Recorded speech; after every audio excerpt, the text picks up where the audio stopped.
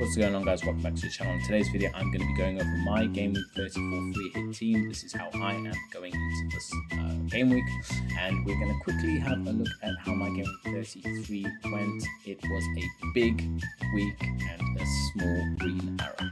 If you're liking the content, please like and subscribe. Let's get into it.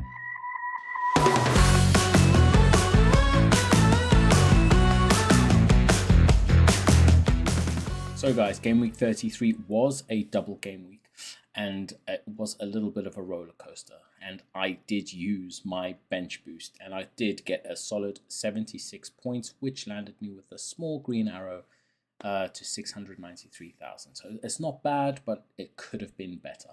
I handed my armband to Bukayo Saka, and I expected him to do well, and he had 2 fixtures, and instead he bombed with just 4 points between the two. They won 4-0 against Ipswich, and he only got 1 point. He was the only player in the Arsenal team to not have a return, which is unbelievable.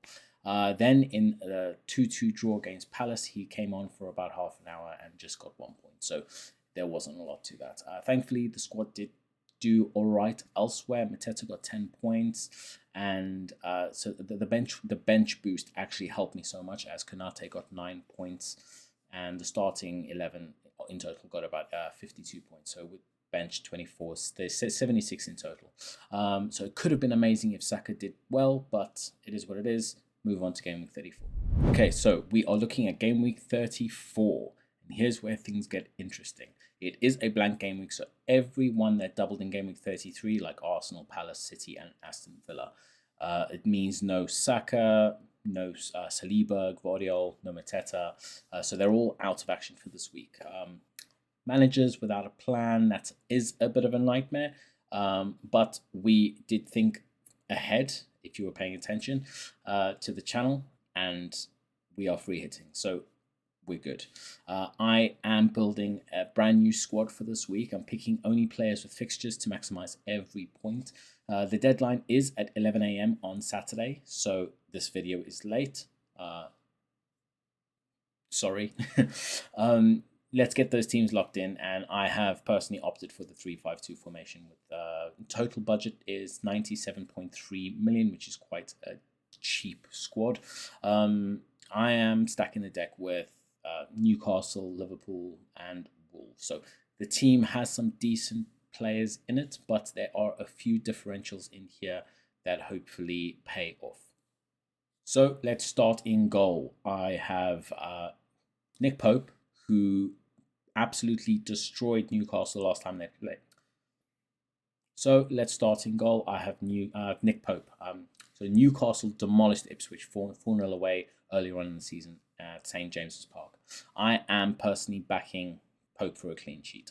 It's fingers crossed. Ipswich's defense is shaky and Pope is rock solid.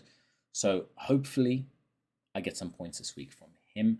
The defenders, I've gone with Ait Nouri, who Leicester absolutely crushed. Sorry, Wolves crushed Leicester in the away fixture, and Ait Nouri has those attacking runs, so he could do very well coming from that side.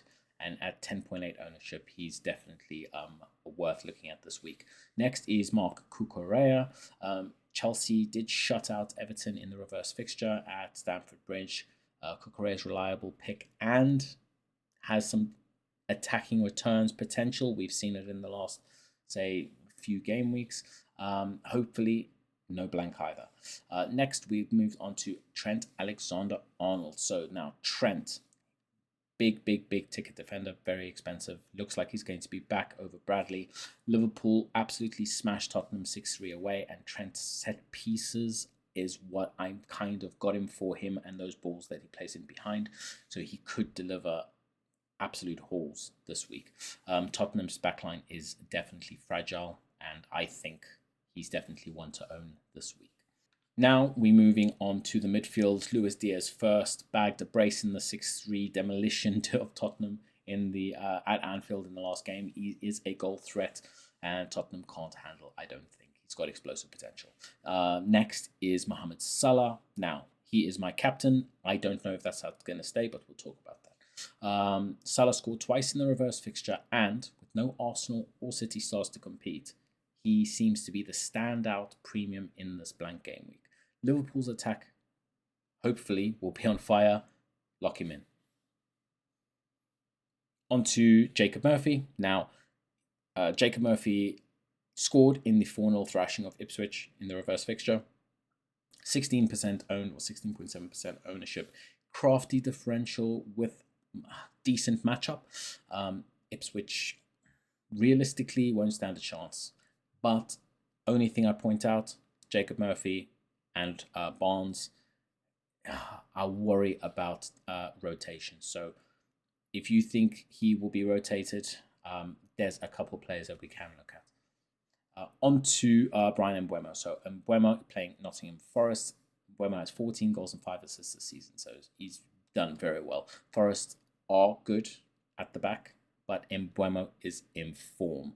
So this one is a calculated risk, and hopefully his form does us well. And next is Alex Iwobi. Now they have Fulham have Southampton away. So he has 2 goals and 1 assist in his last 3 games, and he's just 4.8% owned. But I will point out he is overachieving his underlying XG. So the stats may be lying to us. So we have to be careful with that. Hopefully his form takes over. This is a decision. The Iwobi decision is one I'm probably going to make absolute last minute, but as it stands, he makes the 11. So now moving on to the forwards. Mateus Cunha is first, scored against Leicester earlier, but minutes are dicey. Hopefully he plays. We are worried that Strand Larsen might play. That's the only thing. So it might be a case of having Evan Nielsen in instead. This is a decision we're going to make a little bit closer to the time. Next is Alexander Isak, hat-trick hero in the reverse fixture, and he's my vice captain. It's a no-brainer against Ipswich. They've got a porous back line. And Newcastle at home is just, I just don't think you can't have Alexander Isak in this fixture. On the bench, I've got Jose Sarr. Now he is injured at the moment, so maybe change him for the likes of Pickford or something, just in case Pope doesn't start for some whatever reason. Then on to Ryan Sessegnon. Now he is a massive differential this week. I'm not sure whether I want to play him or not, as honestly, I'm just not sure. I might bring him in for Cucurella closer to the time. But he is a defender playing as a right wing against Southampton. Now, that being said, Southampton actually haven't been conceding the most goals, and Fulham aren't exactly the most prolific attack. This is why I'm thinking Sessegnon on the bench for now, but we'll see. Next, we have Evan Nielsen, who is on the bench. Scored in Bournemouth's 3-0 win at Old Trafford. He is 4.9% owned, and he is definitely a differential against United. United just have such a poor defense at the moment, and Evan Nielsen could do well. So I'm debating whether I go Cunha or Evan Nielsen. And lastly, we have Neco Williams, a cheap defender with potential if Forest keep it tight at home. So it's not a case of definitely want this guy. This is just someone to have in the team. So now let's go over some captaincy and differentials. So for captaincy, it's Salah versus Isak for me. It is a heavyweight clash. I'm personally rolling with Salah. His brace against Tottenham in Liverpool's 25 shots in the reverse fixture. It just screams a haul. But Isak did score a hat-trick against at home to Ipswich, which makes him a vice captain you really can't ignore. In a blank game week, these two really could skyrocket your rank. My differentials to watch this week is going to be Iwobi, Aït-Nouri, and Evan Nielsen. Those guys, you could do very well with them, but just remember, if you own all 3 and play all 3, and they don't return, they are so low owned that it could really affect your rank. These picks could be the edge I need, having 1, 2, all 3 of them, depending on how brave I feel. And a lot of people aren't going to be able to field a full 11, so it's going to be an interesting week. So guys, that is my Game Week 34 team. That's how I'm going to be setting up.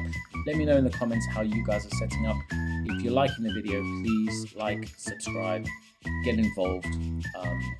Let me know how you guys are setting up. Sorry for the late video, and I appreciate you. See you in the next one.